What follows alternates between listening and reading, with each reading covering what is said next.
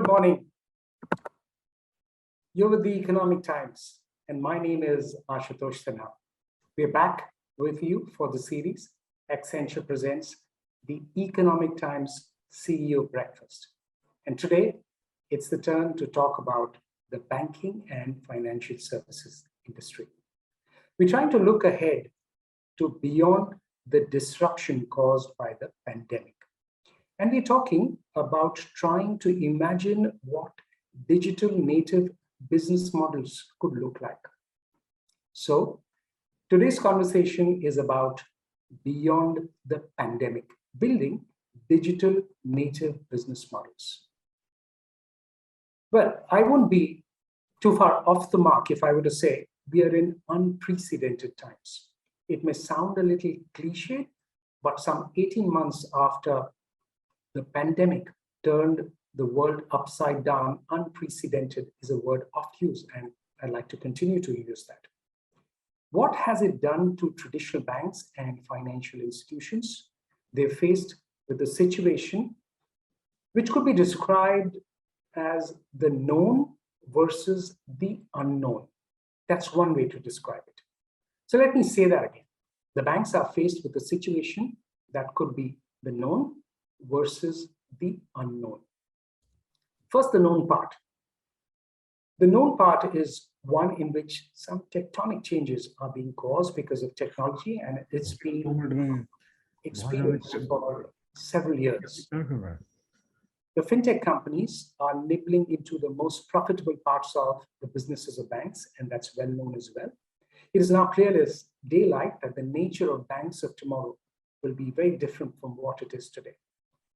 That is also being debated as the ubiquitous smartphones and rapidly expanding role of technology drives consumers. Tech is making cross-border transactions, for example, easier than ever before, something that was the sole preserve of financial institutions. Several more changes could be added to that as well. Let's also speak about the unknowns for now. The big unknown for the financial institution is the way the regulators around the world could make a move on several key issues. So, understanding the flavor of regulatory changes could become critical, and that's something we'll try and talk about as well. The slow but steady spread of digital currencies around the world is adding an extra layer to the unknown.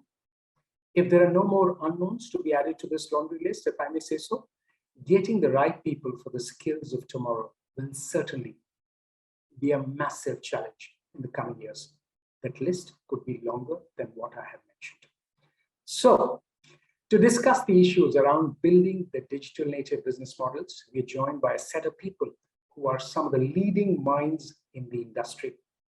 They will help dissect the issues and challenges and will be able to spot the opportunity. That's very important in current times as well. So it is time to be with us for the next 90 minutes or so to listen to these leading minds. So let me welcome all the guests today. And the first is Zareen Daruwala, Cluster CEO, India and South Asia, Standard Chartered Bank. Amitabh Chaudhary, Managing Director and CEO at Axis Bank. Chandrasekhar Ghosh, Managing Director and CEO, Bandhan Bank. Tapan Singhal, Managing Director and CEO, Bajaj Allianz General Insurance. Sonali Kulkarni, Managing Director and Client Group Lead for Financial Services for Accenture. And Piyush Singh, Senior Managing Director, Accenture in India. We also were supposed to speak to Renu Sood Karnad, but she couldn't join because she had something urgent to attend to. But we did speak to her and we'll be playing out parts of that interview as we go along and discuss.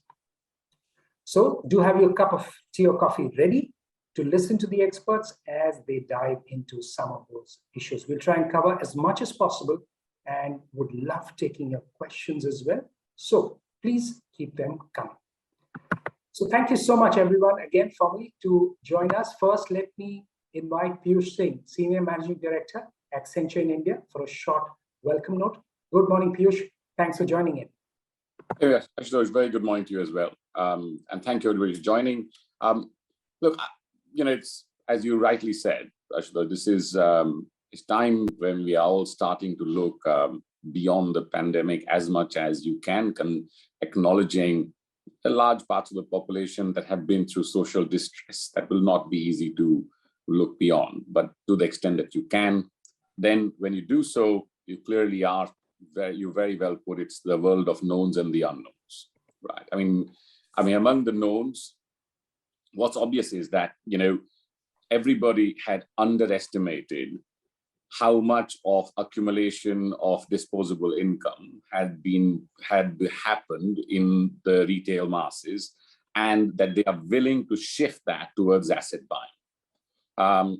I think we'd all estimated that buying behavior is going to shift digitally, but I don't think we were sure that it was going to be irreversible.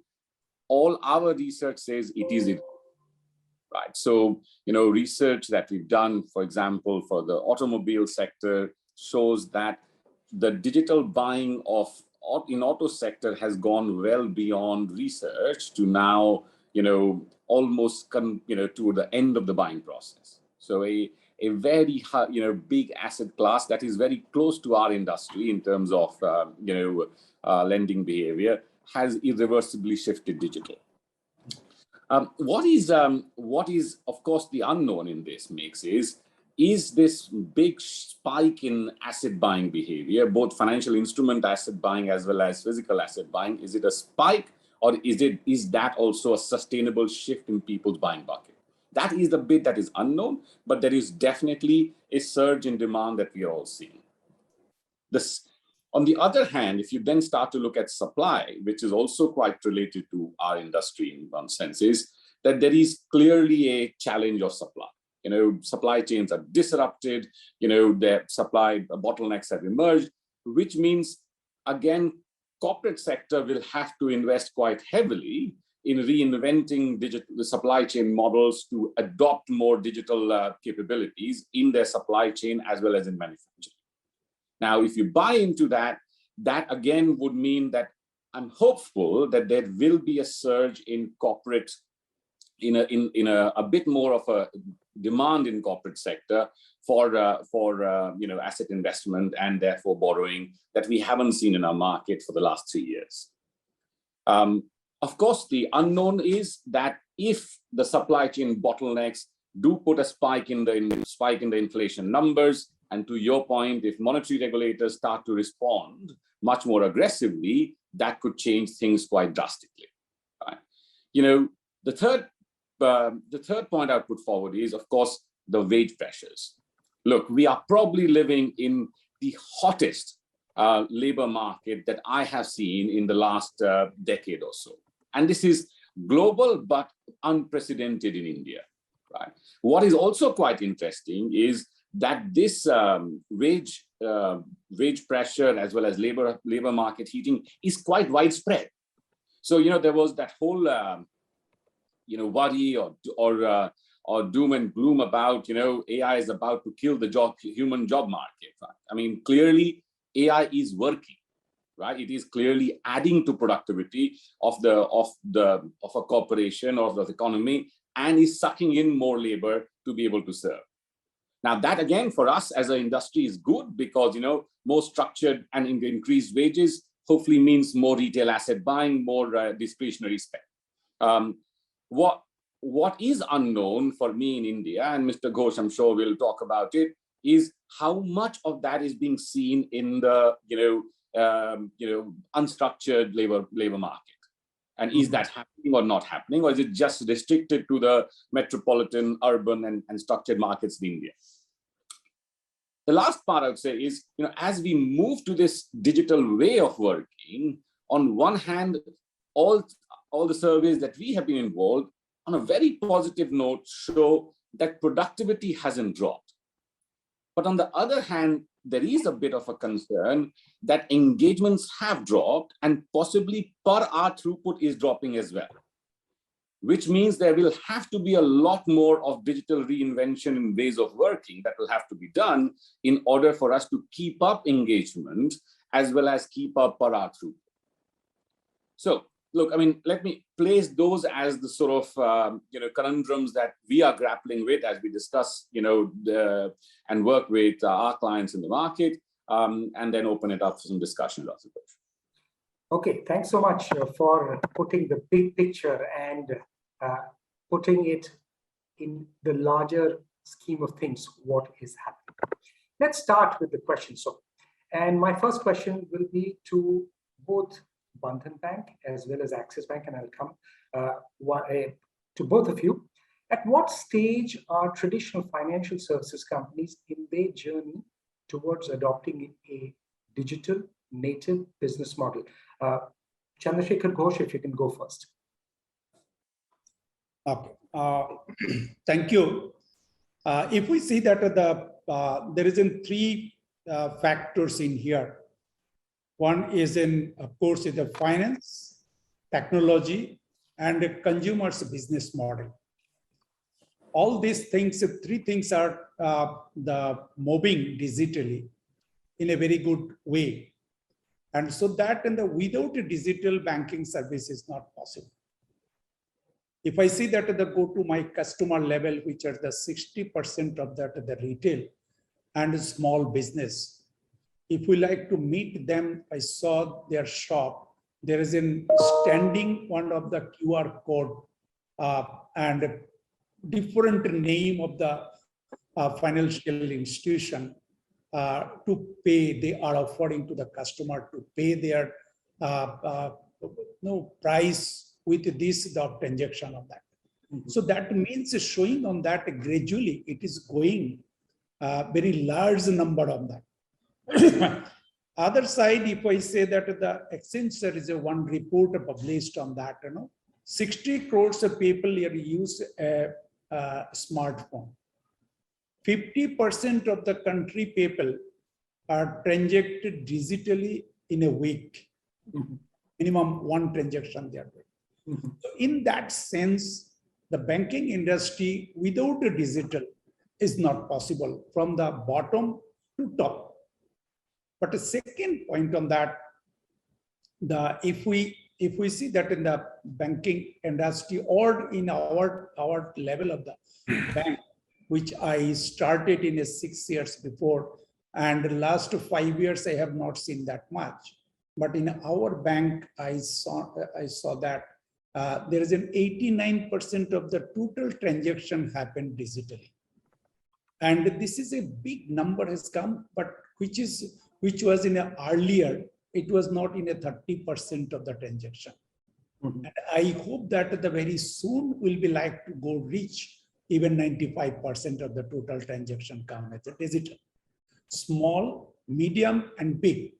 But the point is there, how we can contribute more, educate more to the consumer business model to convert them more in a digital mode transaction. That can be helped more in the future. The all not, but most transaction has come to the banking industry as a digital. But the other part on that, the digital point of view, senior citizen people till now, they are asking the doorstep service. They are not very much habituated to that, and they have lots of fear to use this digital.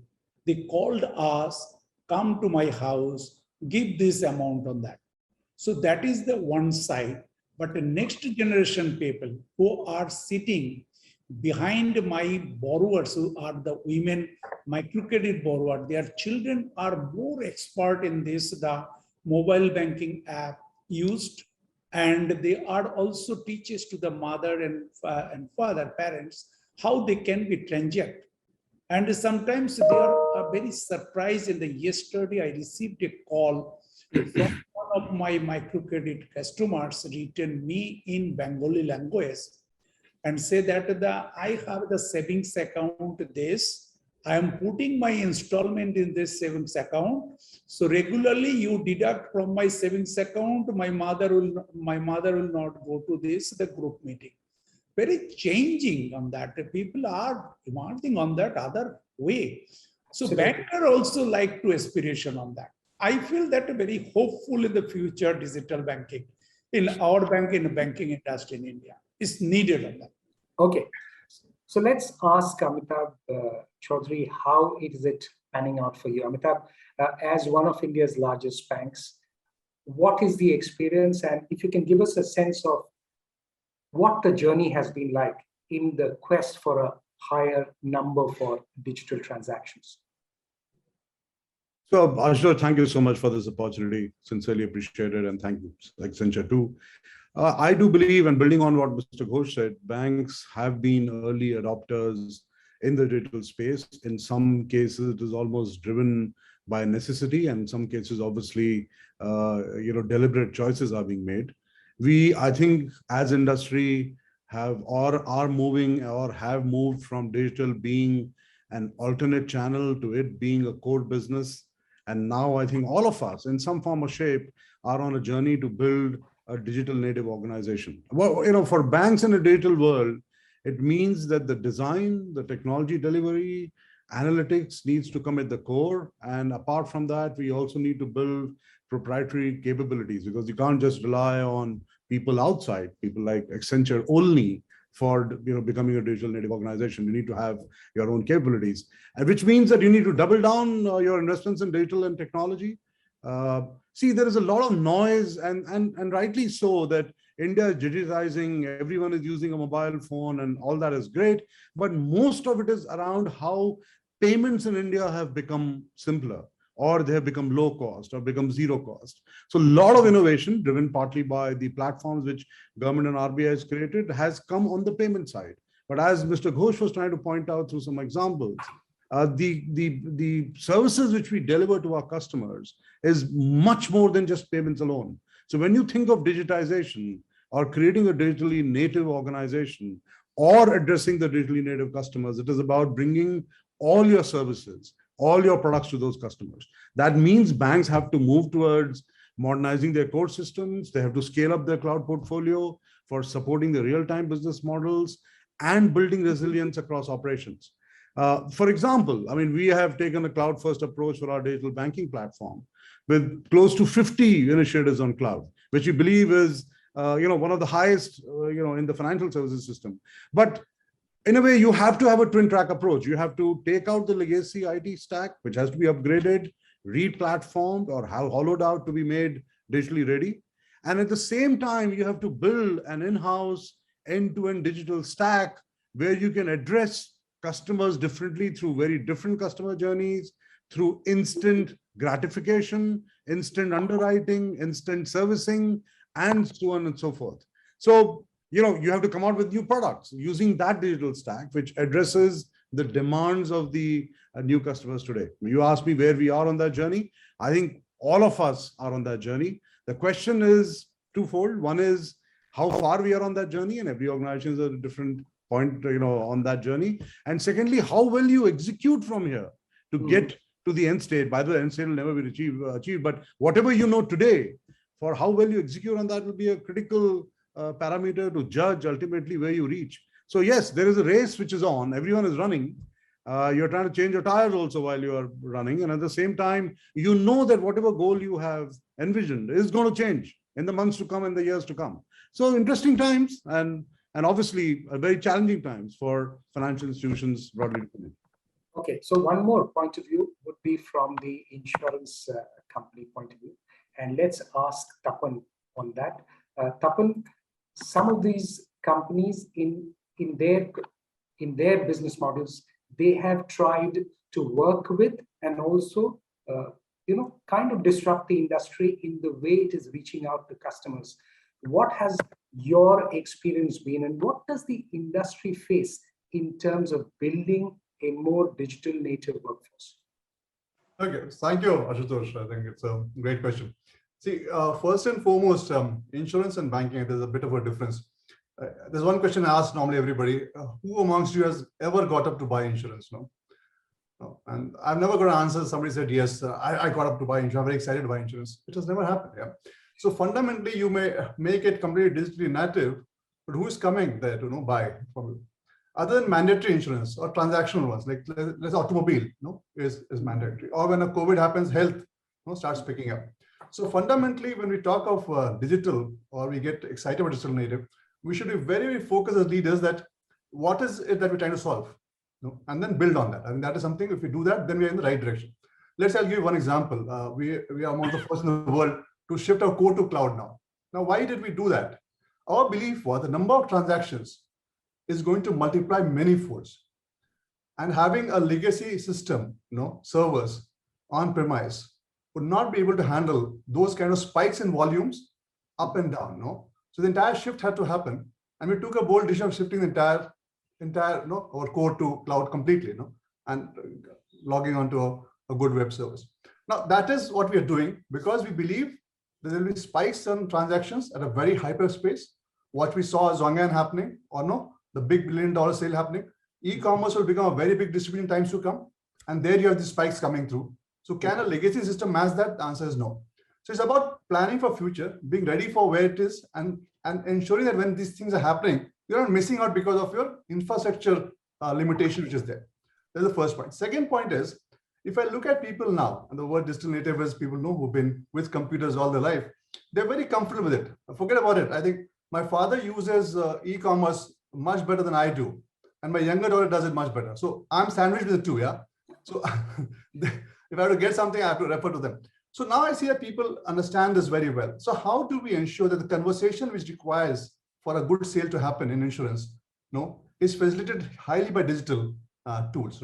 So the issue with digital is how do you solve problems? And that's why when you see disruption happening in the digital world in insurance, you mostly find it front-facing, and you find it in the core.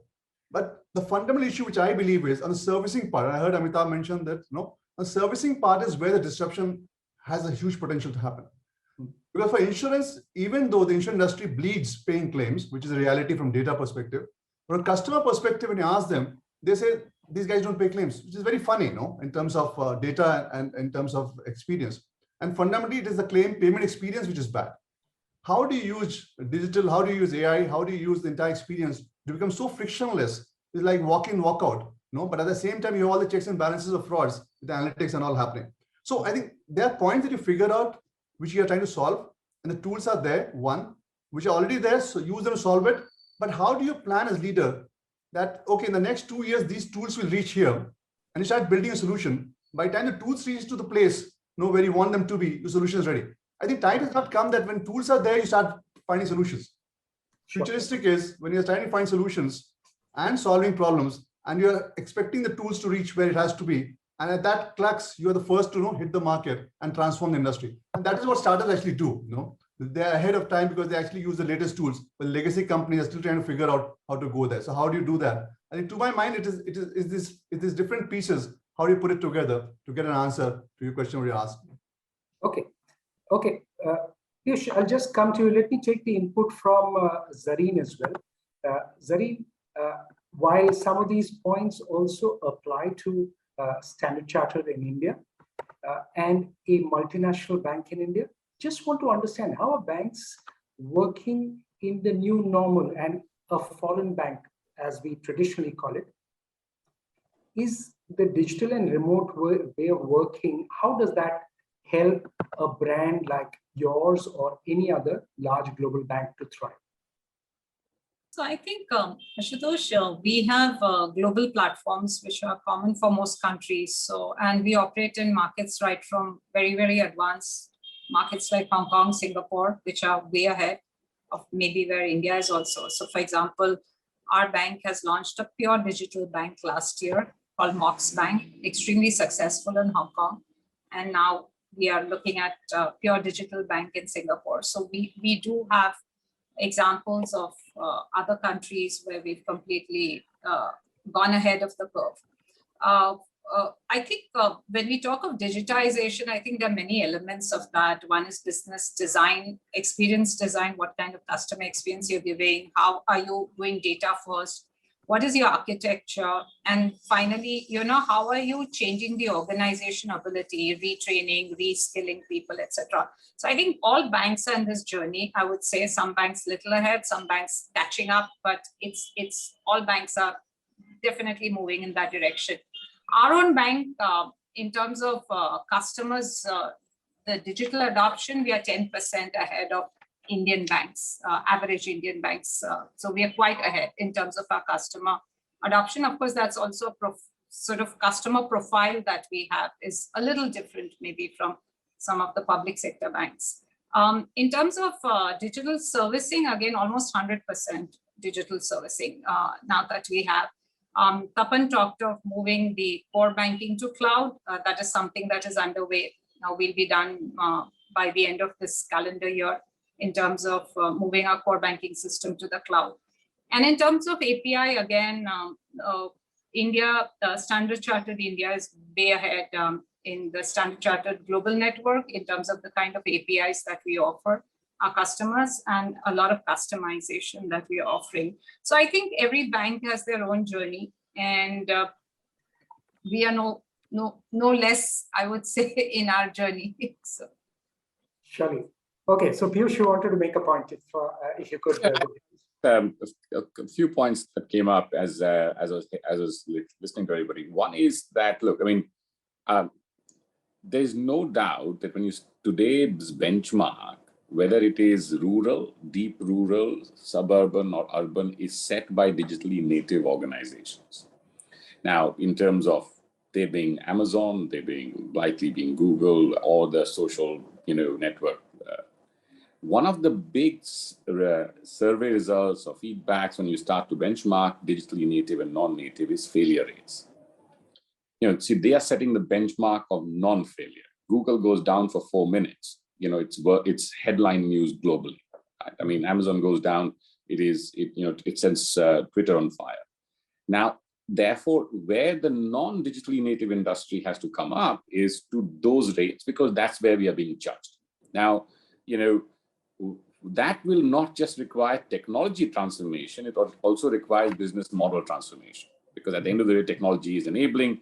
And one thing we'll have to be careful about is we don't end up transferring the analog business model onto a digital technology infrastructure, because the technology will then fail the business model. The other point I would make is to Mr. Ghosh's point, surprisingly, if you look at, whilst there is nervousness in some parts of the demographics, and as Tapan was saying, on the other hand, there is adoption in the same demographic of digital much greater than in what we may have perceived at times, right? The fraud and other risks are higher today in socially engineering misuse of the old model.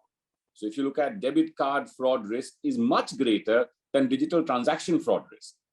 So I do think that some of that education will have to be done, because not so much as the customer, our institutions are more fearful that heavy digitization may increase fraud risk for our customers. Customers are not that concerned, and the customers are facing greater fraud risk from more non-digital means rather than digital means. Right? So I think those are a couple of points I just wanted to put forward. Yeah. Sure. Okay. Sorry, Ashok, if I can just add to that. I think as I was hearing, everyone speak, and especially around digital native models, I think the obvious sort of conclusion is obviously everybody on the digital side, it is, transactions are getting increasingly, moving to that, right? So we heard Renu also in her pre-recorded sort of thing talk about 88% of their onboarding is happening now, or customers are coming in through digital, as well as Mr. Ghosh speak about, right? But I think to be a truly digital native organization and a business model is how are we changing that experience even when it's a face-to-face interaction. So even if a customer is walking into a branch, or even if we are providing doorstep banking services, right? Where it's an assisted sale, or like payments is the most obvious one, but for other products and services which are still high on engagement and people-to-people engagement, how can those engagements and interactions also move digitally, so that from a customer experience perspective, whether the customer is engaging with a AI bot, or with a call center agent, or with a branch agent, the experience is seamless, and that's really the sort of true test of a digital native from a business model perspective, I would say. Okay, so we've spoken about some of the challenges. Now, since Sonali referred to Renu Sood Karnad's point, let's now hear from her on what changes it has brought about for HDFC. Let's hear Renu Soodkar. So for the last 18 months, I think the scenario has changed so much as far as buying of homes is concerned. I think there was a period, and I used to always worry about it, where you have, as I call, the Uber generation. The Uber generation started questioning, should I buy a home right now or not? If I can rent something out, does it make sense for me to do that rather than put in the capital, take a loan? I think that has changed. I have seen a lot of youngsters now understanding why it makes a lot of sense to have that. Okay. So that's the point, that the Uber generation, as Renu Soodkar mentioned. Let's then expand on that and talk about maybe omnichannel, because that is a key word that you hear with all financial services companies. So, Tapan, if you can give a sense of how can insurance companies relook at their own culture, maybe, just like banks would need to do that, and rebuild one which allows for being more digitally dexterous and making it more agile. How would you expect that to happen? Okay, so the good part is, Ashutosh, like when I started working way back, about 30 years back, then all the changes had to happen internally. The external stimulus was very less. So you could have the luxury of being happy with whatever you're doing and talk about it. Today, actually, the external stimulus is so high that it is not about what you have to do as a company. I think you have no option. Things are moving at such rapid pace. So let's talk about legacy companies now, though Brazilian is now 20 years old and we are still a startup. But if I talk about, 20 years back when we started, we did all the latest things. Over time, you get so comfortable with what you have done that you overlook what's happening outside in the market. But in today's time, this hyper speed of changes happening, you can't overlook that. Mm-hmm. So if I look at the front end experiences for the customer, I think a lot of newer companies did a great job on that. And some of us not so new were actually missing out on that. But then the speed of change is so fast that you don't have an option. So then you move forward, and because your experience of your own core business, you're able to do a better job there. And then you feel happy about it. In the next 3 months, you see somebody else moving up. So I think today's change, you understand, is not only driven internally. One, there's a lot of huge pressure externally also to keep on transforming. And I heard Zareen mention that it is about some distances up and down now. It's not about huge differences in companies. So I think somebody has a huge difference, and either they're doing something very great or they're off the market completely. So the pace of change is happening because of external stimuli at a very hyper speed. That's the first thing that we understand. Second is our own people. The problem with change is not about the stimuli and the belief. It is the problem that if I allow things to get so transparent and so straight through, what happens to my 30 years of expertise and experience and my position? I think that is the roadblock, which is to be solved. And we heard when Piyush mentioned that with AI, ML coming in also, the number of jobs exploded, the market exploded. I think the time is that how do you look at your job differently? So to get a culture of change, it is more about working on the fact that with these changes, how do experts move to the next level of creating something? The excitement of being expert and creating something new using digital tool for something which has not been solved as yet, which enhances customer experiences or the industry to a different level. When you get that culture on, then these things become pretty easy. The change is inevitable. You today can't just sit back and just feel happy with what you're doing. You'll be pushed externally, you'll push internally, and it is a hyper speed. You miss out 1 year and you're behind, you're gone. I think that is the level at which we are today. So, Ashutosh. Yeah, so very interesting. So there are some questions also coming in. So we'd like to take some of those questions as well as we go along. So this one goes for Bandhan Bank, I guess, because Nikhil Bhardwaj is writing, digital is the default mode ahead. Banks and insurers have been at the forefront. How can we make it absolute default for all categories of customers? And he says, both urban and rural. Mr. Ghosh, your point? Okay, no, I'll be like to first come with align with Mr. Tapan Singhania. Give the example on that. I have that the more than 1 crore microcredit borrower. And we are providing the insurance services in the life insurance services in their spouse also together. That means that more than 2 crores of the people are insured. The earlier, I have a come on that, that is in 5,000 to 6,000 claim settlement has come manually, the big number of pages and the sending to the insurance company. I recall on that one of the biggest insurance company, I sent them and with a big basket, we say the suitcase given to them, and they say that no, I cannot receive it. They are removed this suitcase to me, and I feel that how I can be provide these services to my customer. The claim settlement has need the bunch of papers on that. Now, this bunch of papers is not needed to send to the insurance company. Everything automatically uploaded to their app, in the mobile app, and customer done it. And they are very easily getting their claim within 15 days or 7 days. So that helped that the insurance, the services to the rural and urban, both the areas who are poor or low income or bottom of the pyramid or rich people, they are getting the same service on that. So that has been helped with this digital service to the rural and urban and the same on that. But if I come to the banking services in the rural and urban, that till now, it is a gap. Because understanding of the urban and metro people about the digital banking and financial services far ahead from the rural people. So rural people, actually they are got the education from bank like us, because we are educating them in a group meeting, individually, how they can be converted as a digital on that. And recently have been set up at 2 branches as a pilot. Why not in the 100% of my customer use the digital?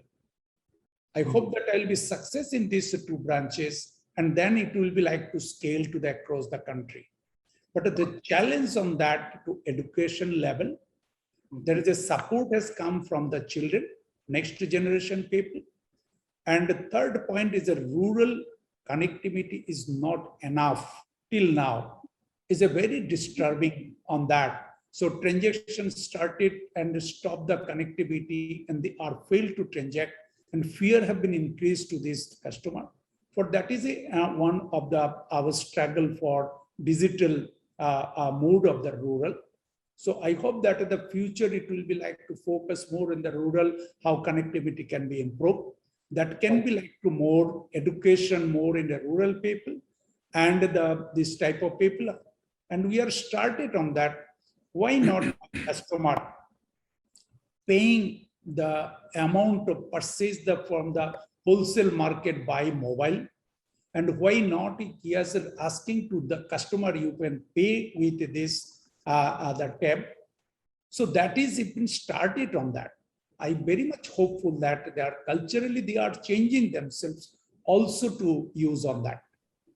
And very surprised, I have this week, and 4 hours journey from Calcutta, there's an towards areas and very interior. I saw from my car, one of the Amazon delivery person are delivered some of the packet. I'm surprised on that. How they are now entering to that rural. So they're very open on that. Okay. So this is not restricted only urban and metro. So this is the point on that. Every of the bankers, we have need to develop their skill. That is a very big issue on that, the employee skill, how they can educate to the customer, how they can be handholding, give the support to the customer to use it and more on that.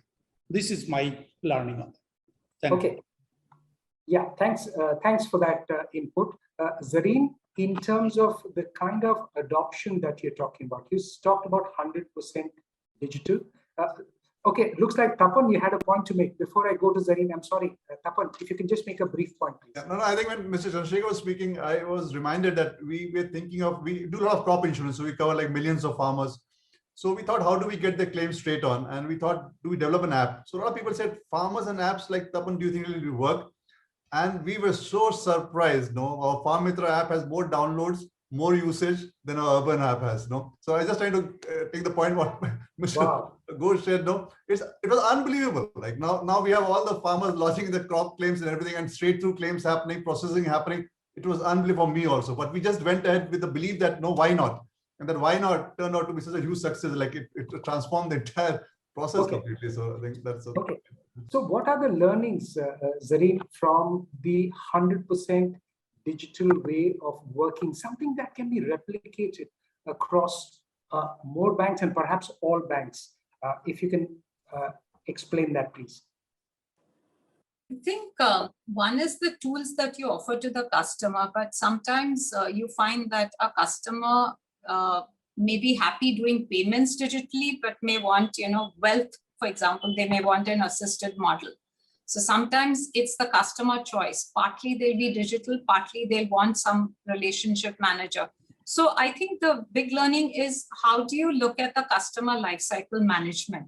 And how do you give a lot of data to your frontline so that when they do the customer engagement, in case a customer wants a particular virtual kind of wealth engagement, how do you equip your frontline? That is one. The second important thing is reskilling. And how do you get the mindset of a digital DNA in the organization? To my mind, that is a very, very important element of the whole digital journey, because it's how quickly your employees are embracing. Some job families become redundant when you do certain digital things. How do you reskill them? How do you redeploy them? How do you constantly train them? So, for example, in last 18 months, we've used this time to sort of do a lot of digital training. And we, in fact, got 25, 30-year-olds to come and talk. And in fact, I myself attended a few of the sessions. And it's all about, certain concepts, certain understanding, certain practical things, certain capabilities, which a lot of the frontline don't know. They only know their element of, the digital capabilities. So it's all about constantly unlearning and relearning. That is, to my mind, very, very important. How do you make the digital DNA in the organization really all pervasive?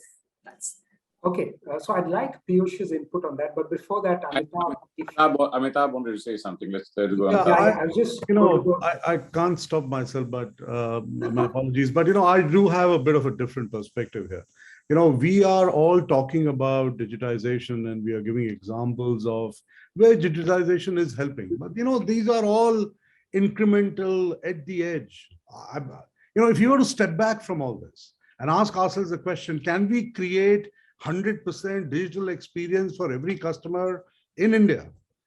The amount of work that is required, we are totally underestimating it. I mean, if I have to give a digital experience to someone sitting in a village, I need to firstly have all my platforms completely redesigned so that I can get all the information I want. Then I need to redesign my platform so that I can deliver that information through either through direct means or through my salesperson or through a business correspondent. That information which I deliver has to be relevant at that point in time. It has to be updated. So, when we talk about digitally native customers or digital bank or whatever words we've been using, yes, I am hearing examples of incremental stuff. All of us are doing it. It's not that, some Axis Bank is unique. But the magnitude of what needs to be done to get to that ability that if you are standing in front of Ashutosh, can you give whatever Ashutosh wants at that point in time? And actually in some cases proactively get even before Ashutosh asks for it. It is a completely different proposition, and the size of the problem is completely different. So I don't want that to be underestimated because we're doing some incremental things. So, to get there for all the organizations is a 5 to 8 year project. It's not 6 months, 12 months. And I'm sure Accenture wants organizations to talk more of that rather than incremental changes, because that's where they'll make the real money. Not okay. So, Piyush, let me Amitabh is a very threatening person for Accenture. He's in one half an hour, he's given away our business model. He's challenged it at the same time and put our entire pricing strategy at risk. We love you, Piyush. That's why. So my concern is that, when we talk about some of these things, you have to change the platforms, you have to make it cloud ready, you have to, the ability to provide information for it to move it to the right people at the right time, which is relevant, means almost everything in the bank has to be changed, literally. And that requires a completely different mindset, thinking process. And I completely agree with Mr. Ghosh and Zarin. People have to be reskilled. Why people? All the people, including your vendors, have to be reskilled, because it's not that all our vendors understand this new world. They're also learning as we're going along.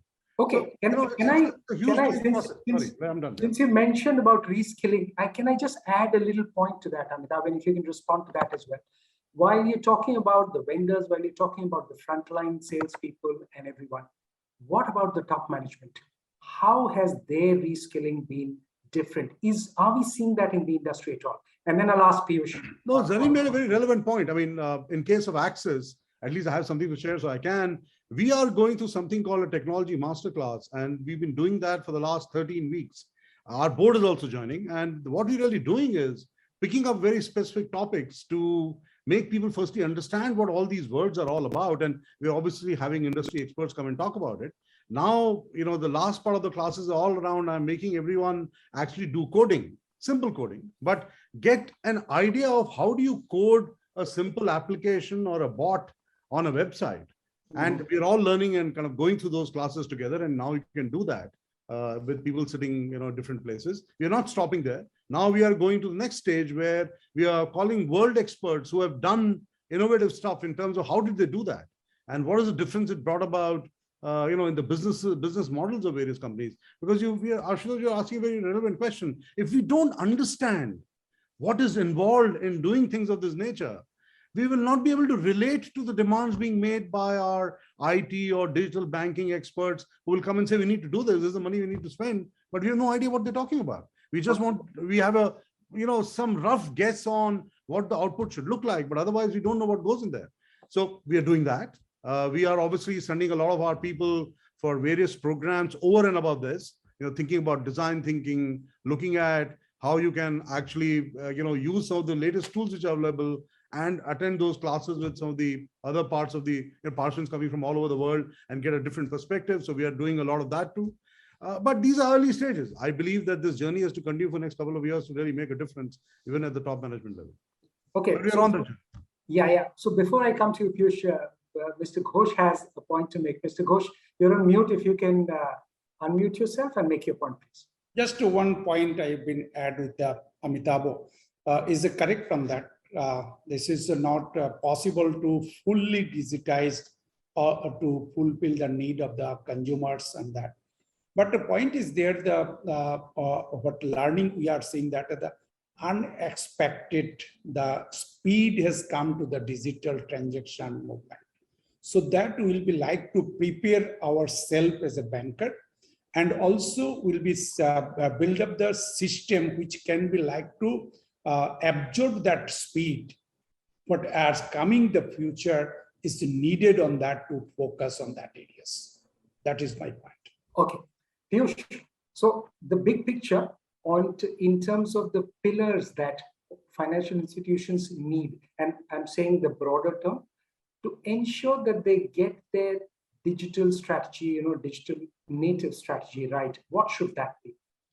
Look, I think I echo wholeheartedly what Amitabh said. Right? It's a brilliant time to be heading a bank. It's quite difficult, an impossible time to be heading a bank, right? Because the paradoxes are quite challenging. See, on one hand, you want to transform your existing business and your existing, if I can call it, legacy. On the other hand, you are aware that this incremental change is going to be so long, and whether the world will give you that much of time and leeway is an unknown, right? So do you then disrupt it entirely by moving and creating a fully digital native parallel, and then shift and load your existing book of business to that is this question. The other point is, don't forget that there is also the disruption that the valuations that some monoline businesses are getting, right, is sometimes bigger than a full bouquet of customers, bouquet of customer needs, services that, ideally you want to offer as a bank, right? So then you come to the question, do I want to be a fully customer-centric 360-degree service provider, a financial services provider, or do I break myself into monolines and bring highest amount of valuation return for my investors? So I think that the paradoxes are quite big. I mean, but the heart of the pillar of this change is, going back and saying, well, we are now going to have, can we shift to a digitally native business model? Right? When you do that, then you start to build everything behind that, right? Because otherwise it's very difficult to.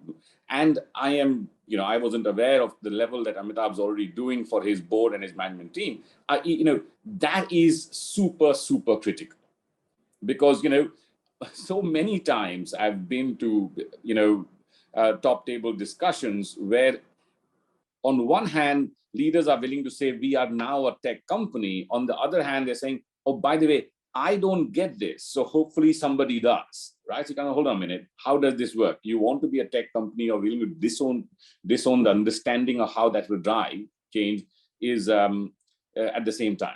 So I think that level of adoption and start, so that people come to the table with a view of how they want to use tech to drive transformation is going to be critical as well. So look, digital native is not technology, digital native is business model. Technology is enabler. Technology can enable, thankfully is becoming quite ubiquitous and can enable many, many things. And the other thing is, I said is, and then when you go into, can you create that technology that is resilient? We have got such a diverse set of, demographic as well as geographic reach to serve, that we need to create a far more resilient than many countries or geographies in the world infrastructure that can then serve. Otherwise, we start to fail, and then the digital native business model breaks down. Because the moment you have to create a second business model to serve a lot of part of the economy, then where is the digital native in it? Okay, I'd like to come to Sonali, but Sonali, we'll try and understand from you what you hear from companies you speak to. But let's first hear from Renu Sood Karnal, because when I spoke to her a little earlier, so I asked her about what should be the approach in building and driving the digital channels. And let's listen to what she had to tell us.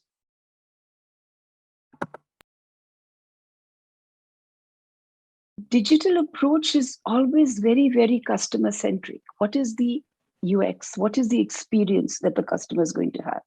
How easily can he understand what you're asking him for? How easily can he retrieve the information that you're asking for by making sure those tools are available, in the whole process, in the whole journey? And I think that is so important. And that is what, it's not just us, very honestly, all the financial institutions are trying to see how to make that journey easier. Like, for example, pulling a tax return, right? Getting your bank statement easily available. Of course, things are going to completely change, Ashutosh, once the account aggregators, you've been talking about the account aggregators where the government is going to be giving licenses, is already given to few. I think all that is going to be so easily available that both for the entity which is funding and for the customer, the experience is going to be far more, smoother. Okay, that was Renu Sood Karnal talking about the approach for digital. Sonali, when you have your finger, you do have the finger in the pulse of some of the companies. What do they tell you about their approach and about what all they are trying to do? No, I think it's anyways completely in line with what we heard, what we are discussing today. And I think one thing which does stand out is digital is everywhere, right? I think, I don't think there is any standalone business transformation which is happening. So it is quite all pervasive, and we heard Mr. Ghosh also speak earlier, whether it is across different customer segments or different geography as well, even within urban or even between urban and rural. So I think digital is all pervasive, and it's there is no standalone transformation in that sense without digital. But I think what people are now trying to do or go beyond the obvious. A few years back, the focus was, okay, can we get some of the basic transactions on digital? Can we the servicing capabilities on digital. And I think, as Amitabh rightly said, I think we now need to go beyond that and see it's not just what is the experience that you give at the front, but how do you fundamentally re-architect the bank or re-architect your financial services. And Tapan also said that now they have put the core also on cloud, right? And how do you re-architect therefore the entire bank in that sense, to make sure that you are actually able to sustain on this digital change as well, because the paradigms are changing very, very rapidly. And I think last 18 months we've seen that, for example, payments was always very high on digital, right? But we have seen that now across all the other segments or all the other of products and services as well. Okay. Okay, so some of those fundamentals need to change, and re-architected is the word that Sonali mentioned. So let's ask Bandhan Bank, Chandrasekhar Ghosh. The bank started with... Ashutosh, can I just make one quick point, which is that, see, one of the changing paradigms, changing mindsets, which everybody's mentioned data all the time, right? And this is obviously very important. The important thing also is, see, in a world that we are, where consumer preferences have changed at a pace which is unprecedented, we will have to make sure that we move away from instinctive decision making. See, customers are willing to give you enough data, digital footprint to tell you what they plan to do and how they are preferring it. Because what you heard today, just in the last 1 hour, is there is no single answer for any demographic, right? I mean, the people who are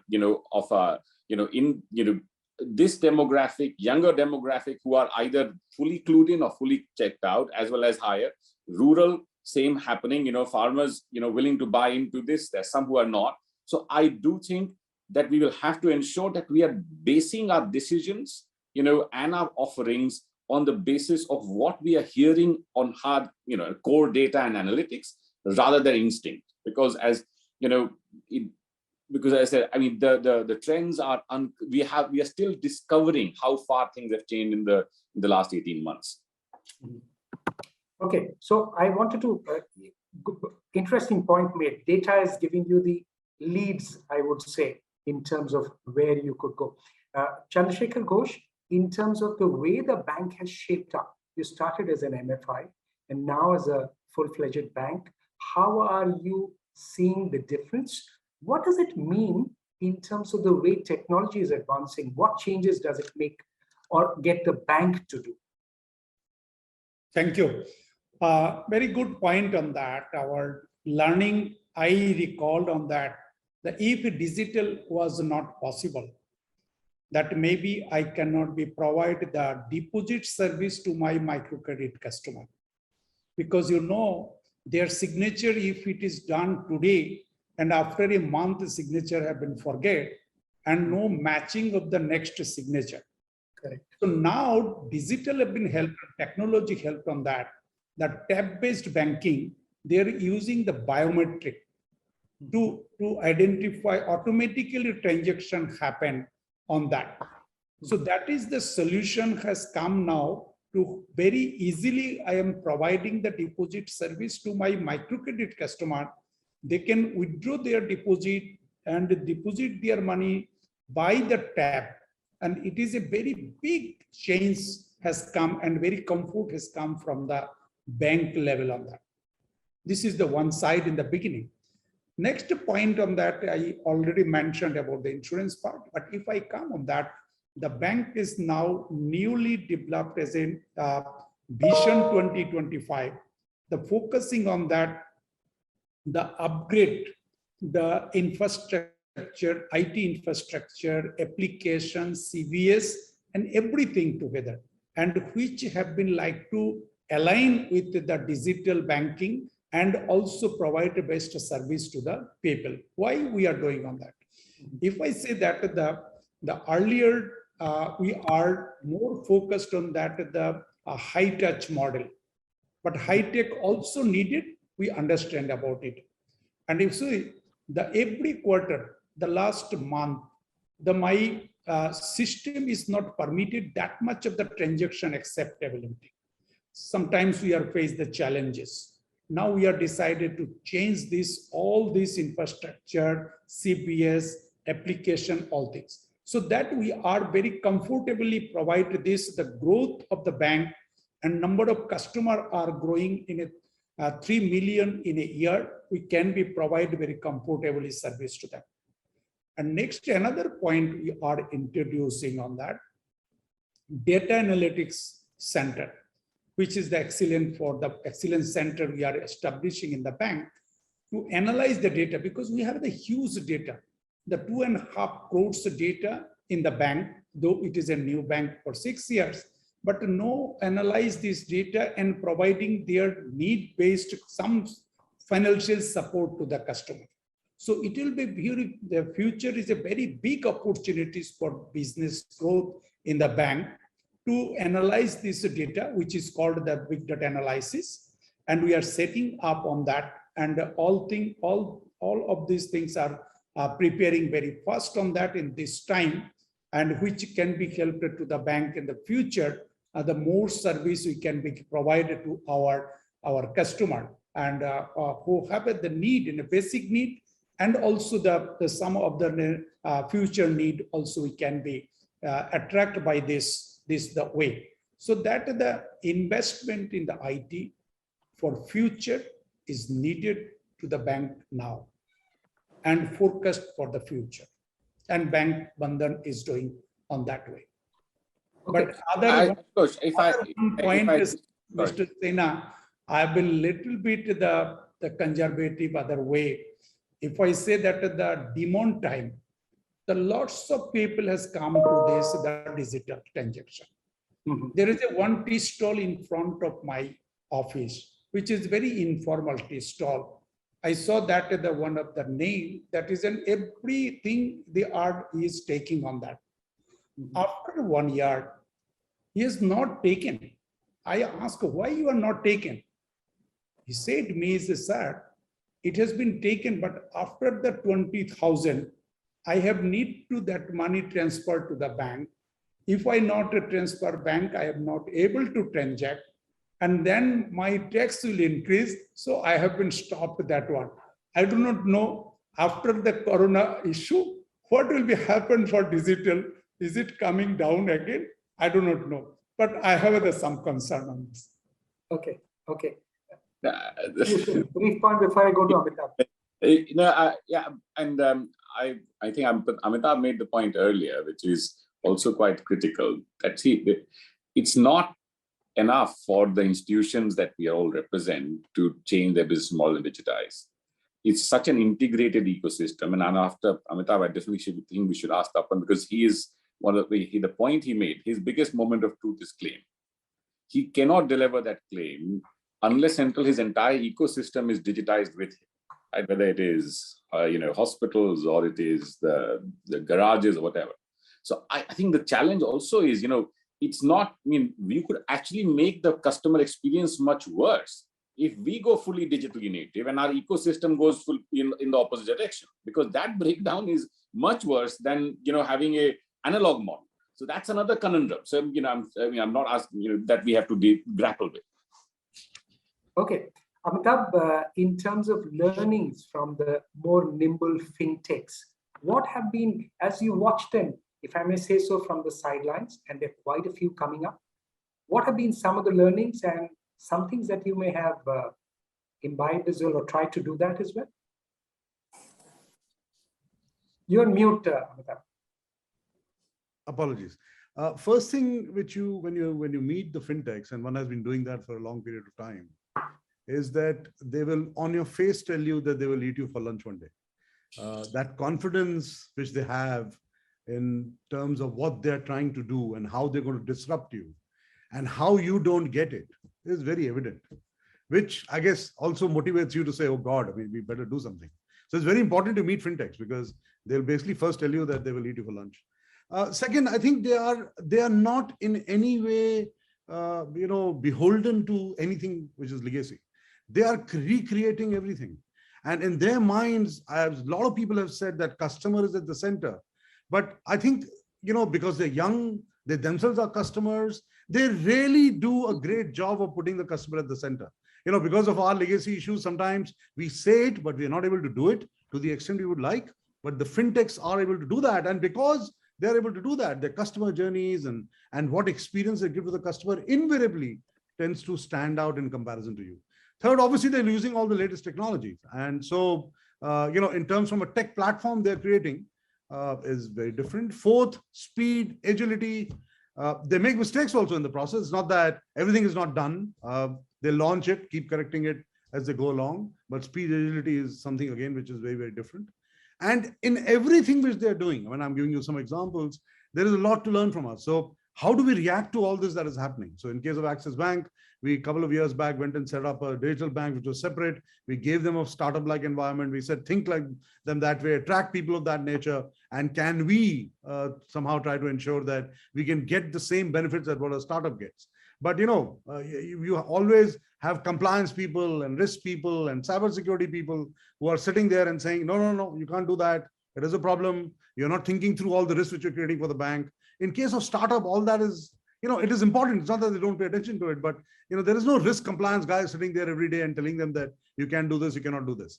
And you had mentioned regulator in your opening remarks. So please understand and appreciate that some of the institutions like who are represented here have regulators, and regulators are concerned about what we are doing in the digital world, because while it's all great to talk about digital journeys and customer experiences, we are creating operational risks which a lot of us might not understand, or we will come to know as and when they blow up. So in that sense, the regulators are worried, and regulators have huge number of regulations also which need to be complied with. So lot to learn from the startups. And we obviously are in an environment where kind of, let's call ourselves legacy for a minute. We need to get the best of what startups are doing, and at the same time, think of the risks, keep the regulator happy, keep regulators satisfied that we understand what they have in their mind. And it's a balancing act. You need to balance all the stakeholders here to ensure that you can also continue to move forward. And one way to do it, apart from all the other things I've said, is that you need to embrace the startups, work with them. I mean, they are competition, of course, but we believe that it's an open architecture model, and we need to work with those startups and provide them the pipe if necessary, or work with them in a strategic partnership to allow them to do things which they can do better, and in some cases ask them to do things with us which they can never do. So kind of, the partnership becomes very important.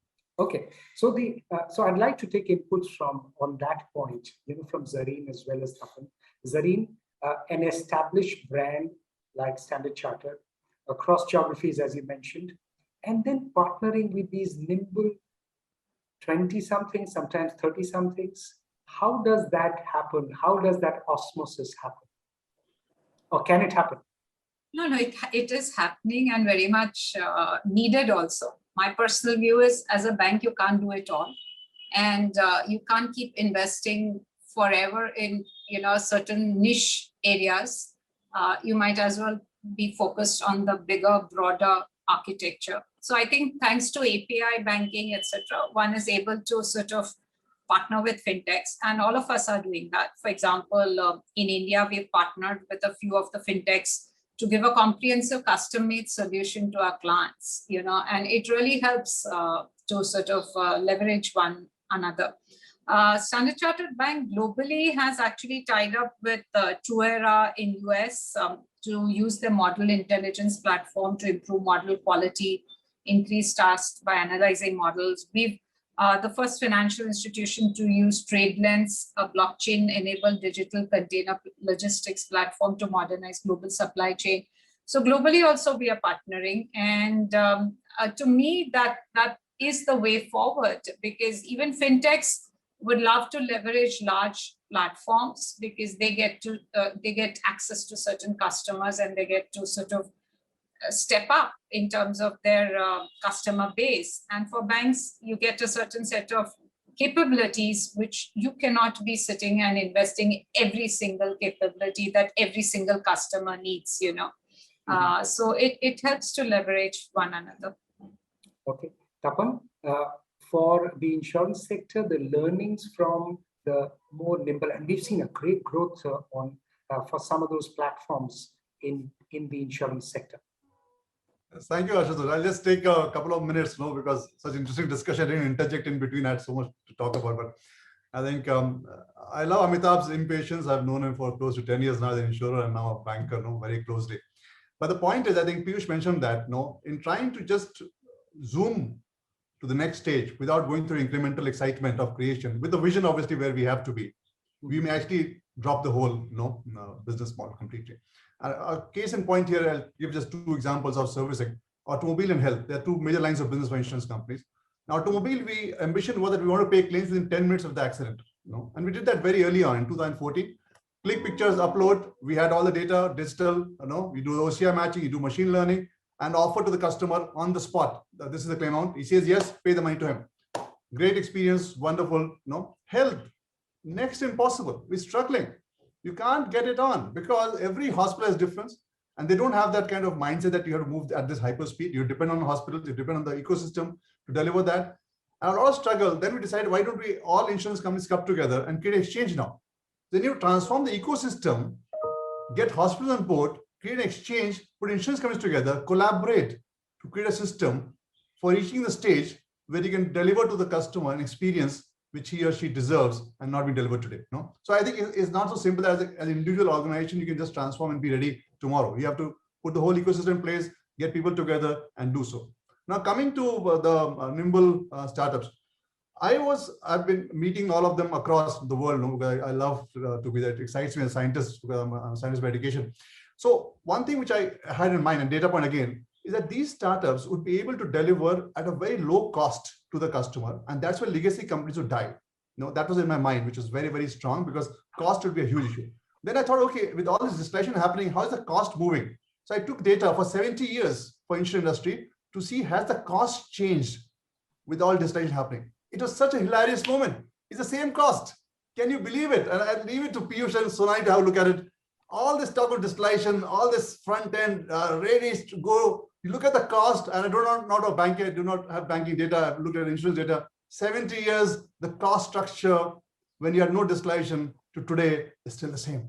It's ridiculous and it's shameful. Then I thought, okay, these nimble companies would be able to make a huge difference to the cost structure, and that's why to the end customer, they would be giving something much better than we are doing, and that's a big threat. So let's watch it very, very carefully. Okay. Again, hilarious. It actually went much higher than what we're thinking about. But the point is, in today's time, initial reaction when you had the startups and legacy companies come together, there was a clash, like Amitabh said, we eat you for lunch and all that stuff. Today's time, both realize it's not happening. And the era of collaboration has come between nimble companies and startups and insurtechs and insurance companies. And that model, I think, is propelling ahead at a much faster pace of making the changes. That's the point which is there. Okay. Amitabh, this would typically look like a family, how it would happen in a family. The grandfather would make sure that the younger, the teenagers are given the right set of culture. Is that happening enough for the industry? It's a very simple analogy, but is it happening enough? Who is the grandfather here? Just to clear. In fact, you're asking me. I assume I've given you the impression that we are the young person here. I hope that's the impression you have. The reality we'll talk about later. But one of the, if you look at what is happening, I mean, I don't want to make a macro comment, but the amount of capital which India is getting in the last, let's say, 12 to 18 months on broadly defined new age enterprises has shot through the roof. I mean, someone mentioned valuations also, but I mean, let's just look at the capital alone. And it's partly coming because of what might be happening in some of the other markets. And so those avenues getting shut, and partly because of what India represents. But when this much of capital comes, and also obviously the fact that in the Western world, a lot of Indians are heading companies, a lot of Indians are becoming entrepreneurs, and so on and so forth. I think a combination of that means that we don't need to give them any advice. There are enough young people now in India who are willing to take the risk repeatedly to set up the new age enterprises of tomorrow. And they have tasted blood now with, and I mean tasted blood in the right way, because of what they're seeing in terms of listing, in terms of valuations, and how rapidly they're moving. So I think that trajectory has already taken off. So the worry which institutions like us have is, how do we find the talent to do some of the things that you're talking about? Because the young people now want to go and work for these entities whose valuation jumps twice every 3 months. And so in that sense, I think India is now at that stage where we don't even have to look back. It has already kind of bolted the stables to that extent, and it will continue to attract a lot of capital. And I'll just give an example. I was looking at and I keep quoting it quite repeatedly. I was looking at an ad which Oracle had on the back of Economist magazine, and they were talking about their SaaS, how a lot of new SaaS companies are actually using Oracle for their cloud services. And I just went through the list. Out of the 15 names there, 6 or 7 had Indian CEOs. They named the CEOs. I don't remember the names of the companies. What I remember is out of the 15 names there, 7 of them were Indian CEOs. I mean, you can make out from the names which are written there. That goes to tell you that, how many of these new companies globally and in India are being headed by Indians, being promoted by Indians across almost every part of the, let's call it the digital chain. And so, world is interesting, challenging, but it will, in India, things will change at a much more rapid pace than what we've been used to. And that is why I completely agree with Tapan when he says, and when he corrected me, I mean, when he said that incremental is important, of course, without incremental, you can't live. I mean, ultimately, you have to live in the present to be able to do something about the future. You can't just work on the future and forget the present. What I meant was that let's not forget the future also. So in that sense, looking forward to these times. Okay. I think Amitabh raises a very important point, which is, see, that one other part about the startups is quite when we earlier said, when they come in to say, I am here to eat you for breakfast, is they believe their purpose is very clear. And that purposeful existence is very attractive. So it is also creating a massive war on talent between us and the startups. And I'm putting us as a, we're very attractive brand for a lot of technically, qualified people, but yet there is that. So how do we ensure that we are, the purpose of existence of us as an organization in the talent market is much more clear. And a tangential but related point, Tapan, if I look at the level of feedback that I'm getting from my very large employee base, and the number of them that want to go and disrupt that hospital care at systems, right? Your moment of finally getting the hospitals to integrate with you to give you something may be arriving, because won't be surprised if 3 or 4 of my people tomorrow leave, and because of their unfortunate experiences during the last 18 months, go and disrupt that world. We will tell them to do so, because we already set up exchange, so we're on the track now. So if they don't move fast, we'll be ahead. Okay. Amitabh, just wanted to ask. I understand you have a hard stop. Yes, and please. you need to. So we'll thank you so much for joining, and sorry if it extended. Really appreciate it. Thank you, everyone. Such a pleasure to meet all of you. Thanks. Okay, we'll catch up with you later. Okay, so let me now just focus, because we don't have enough time. Let's also focus on the opportunities ahead. And Zareen, while we're talking of in the initial remarks, Piyush mentioned about the opportunities. How does Stanchart see that? Because that spending and the pent-up demand that he spoke of, that is massive, and it's also already showing up a little bit. So I think the opportunity is multifold. One is, I think, e-commerce, which is a $40-50 billion space. If you look at China, it's $2 trillion now. So clearly, of course, India is behind China by a decade, but that's the potential of that space. The second potential is on wealth. The wealth creation that is happening is quite rapid. And that's an exploding space. So for banks, really, it's about how do you sort of give the experience to your customers. And we've seen just simple wealth platforms kind of valuations that they are getting. So that to me is another opportunity. The third opportunity is how do you use data to do lending. And as banks, we are quite used to looking at CIBIL record and the pay slip and things like that. How are you going to use data in a way to do your credit decisioning? And that's directionally where all of us are moving. And that is the other big opportunity. How do you look at the e-commerce data, or if you're a banker to one of the e-commerce platforms, and how do you sort of work with them to give their customers buy now, pay later kind of offerings. So the space has enough and more for banks to keep doing, just reinventing the business model. And one thing that I think plays in favor of banks is the security of data. Today, as a customer, if you give your data to some site or some fintech or whatever, today banks are governed by a regulator, and the way the data or data integrity is preserved is very, very different than how it is handled in non-regulated entities. And to that extent, I think banks continue to have that trust and will continue to have a very, very to my mind, a lot of opportunities for banks to keep disrupting their business models and keep reinventing themselves and continue to service customers.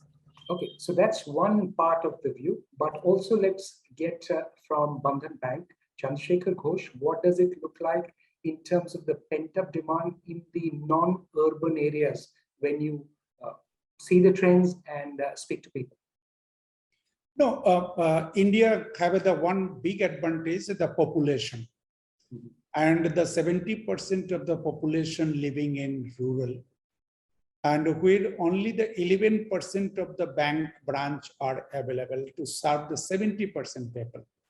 That means the huge opportunities to provide the banking services to the rural in future.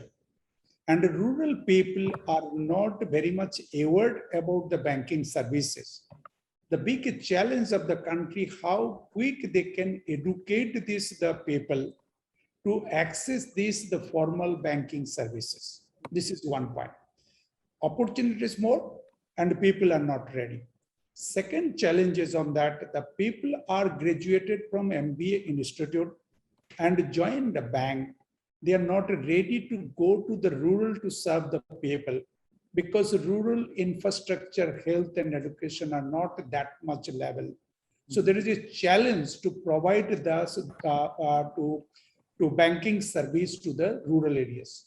So hopefully digital can be work more on that. And second point on that, economically people are coming very good. Their income level increasing. In all respect, I saw that rural, semi-urban and urban metro, the same scenario we saw that in the last couple of years on that. And their demand also diversifying on that. How that demand will be served, that is a big market. Till now, we are not yet designing on that, how we can provide on that the diversified demand of this customer fulfill on this. So there is a huge market in rural and semi-urban, and banking services to be reached more people. There is a demand, there is opportunities. Diversify the product and their demand fulfill, that is also the opportunities. Challenge I already mentioned. Second point on that, my suggestion, if possible, I saw that in other country, there is a need on that the big institution only providing the financial literacy to the rural people. Who has the government can be like to set up on that and make it in such a way the people will be learned about that the formal financial services, how it can be accessed, how it can be utilized, and how it can be like to transact with the bank on that. If you see that in the couple of the months, our regulator are marketing about the ATM transaction. If you misused, if you find out your transaction not happen, you can claim within that days, the bank will be like to provide the money return back to you. How the people now conscious about it on that. And the people are now coming to the bank to demand on this. So in that way, if some separate institution, only the objective to digitally aware about the financial services, make it on that, that can be the huge opportunities in India. And it cannot be like to meet in this number of the bank. It's a huge number of the more banking outlet can be open on that. So this is my see that I saw that in the opportunities. Piyush, that also points to the policy part, and this would be my last question to you. the larger policy changes, Ms. Renusu Kanachi pointed about the account aggregators, cash flow-based lending that we are in the process of introducing. All that, how is that policy landscape going to aid all this and be the opportunity for banks? Again, sadly, the disruption that is playing out in the institutions and the markets that you see here, that disruption and paradox is playing out for the regulator as well, right? How do you not come in the way of getting this new disruptive models to come in and prosper, but at the same time, how do you not let the customer down or the invested institutions down, right? Because at some point, I mean, whilst most of the times as institutions, we feel the regulators largely, making it more painful for us. I mean, they have to come and protect the investing institutions because, that's important as well, right? So that is a very difficult conundrum. But I do see some massive, even greater disruptions on the end. I mean, for example, if you look at today, sovereign digital currency, not cryptocurrency, sovereign digital currency is one of the disruptions that could put an entire new era of disruption into the financial system, right? So, and that is not, if you said to me this time last year, I would have said, well, yeah, still far away. I'm not sure where it's going. But today it is not. It is, there are large pilots running in China, in Latin America, in Africa. The ECB has got a clear paper on, what they plan to do with it, right? And for me, it's again a conundrum, but the ability to code the usage of currency in a digital currency, especially for the rural sector, it can again introduce a level of disruption and efficiency in the system that is unprecedented, right? But then it can also bring into play new institutions that become lenders that never existed. Right. So then, Zareen has mentioned, increasingly about, protection of consumer data, and that is a massive thing, because don't forget, the data is owned by the customer. We are all, just custodians and transient custodians of that data. Right? So I do think that's a very big challenge, and how that plays out is going to be a difficult one to predict, but also continue to grapple with. Who has monetization rights on that transient data? How do you ensure that you've got the right sharing of value and monetization play out in the economy in the future, right? Because that monetization opportunities are only going to go up. Right? So I think, look, as a regulator, they'll have to come in and with policy frameworks that, as it has the balance of, on one hand, not coming in the way of disruption, but on the other hand, protecting the customer, but as much as the invested institutions. Because if they don't do that, we'll end up in loss on both sides. Okay, so this can I ask you to Piyush to one thing? He can be like to give the answer or suggest it to us also. Banking industry using the lots of IT vendors. Is it not need now to make a one policy for the bank, for the regulator or government, how they can be provide the appropriate services to the customers? And I'm not sure about it, that today it is there or not. If the Piyush can be like to give some views on that. Just to be clear, Mr. Ghosh, you're saying, is it time to bring out minimum service standards that everybody should? No, I'm more of a believer in market economics, so I wouldn't suggest that you would regulate that. I'm hoping, and in my view, the market economics will catch up and force everybody to come to a minimum standard. And I think, thankfully today, as you have said, right, we keep going back to you for a representation of rural and an unregulated employment market customer. His standard by which he is judging you and me is actually much higher than some of the urban. The urban have got greater tolerance because they have got a much wider bouquet of digital services that they access. That person is largely accessing super digital native organizations. So his standards by which he is expecting you to respond are much higher. And therefore, in my view, that is going to pull up and define the new minimum standards. I wouldn't go as far as to regulate it because, then it comes, in my view, that leads to lowest common denominator rather than highest possible standard. Okay, thank you. Okay, so interesting discussion. Still, there's so much more left to discuss. So I will request Sonali to do the tougher job of summing up the entire conversation. Sonali, all yours. Thank you. No, I think it's been a 90 minutes very well spent, and I think time just flew as we were discussing. I'll try and I think the takeaways from me and from all the discussion that we did today was, I think one, consistently across all we've seen consumer behavior shift quite rapidly at a very unprecedented pace, and also quite consistently, I would say, across different geographies and across different segments. So we heard Mr. Ghosh talk about some of the rural customers, or micro credit users as well, and how, or senior citizens, where it's slowly changing perhaps, and influencers are helping change that behavior as well. I think it has thrown up a lot of newer opportunities as well. So Zareen spoke about from a wealth perspective how that's going to change the entire e-commerce space, which is booming, and how does that impact, or how is that going to throw up new opportunities for the financial services sector as well. So I think consumer demand, consumer behavior changing unprecedentedly.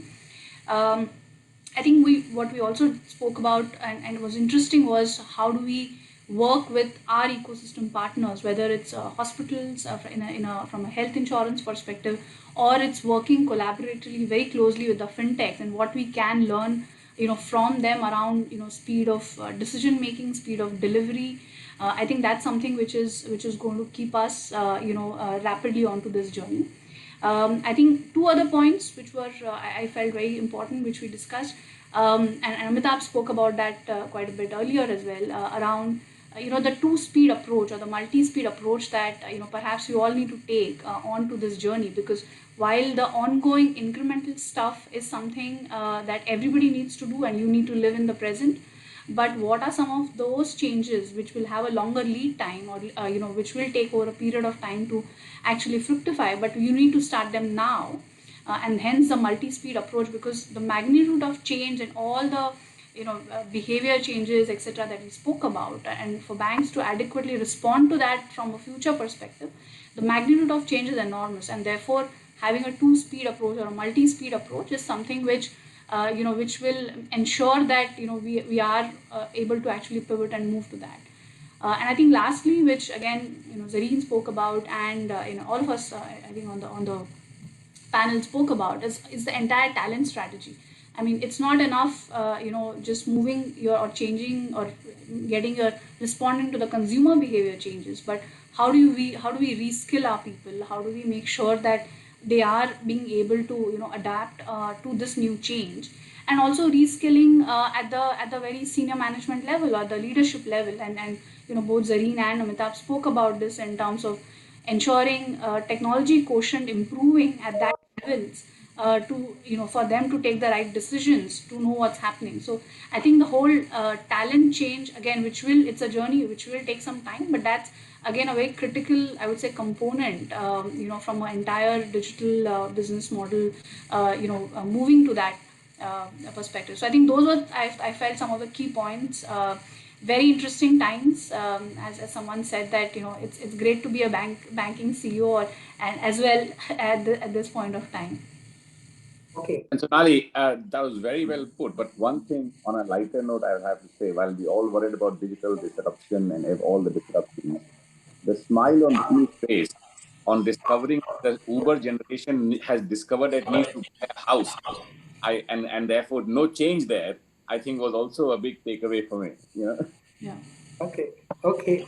So it just reminds me, as I thank everyone, just reminds me of Charles Dickens, A Tale of Two Cities.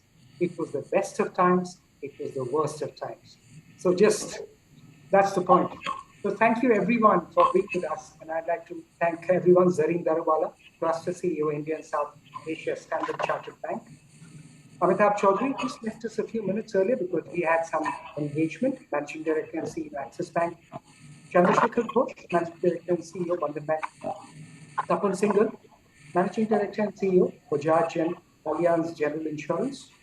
Sonali Kulkarni, Managing Director and Client Group Lead with Financial Services at Accenture. And Piyush Singh, Senior Managing Director, Accenture in India. And of course, I shouldn't forget to thank that Ms. Renusu Khanna. She also took out time to speak to us, so thanks to her as well. Thank you everyone for being with us for such a wonderful discussion. I just didn't realize as 90 minutes just flew by. Thanks for being with us.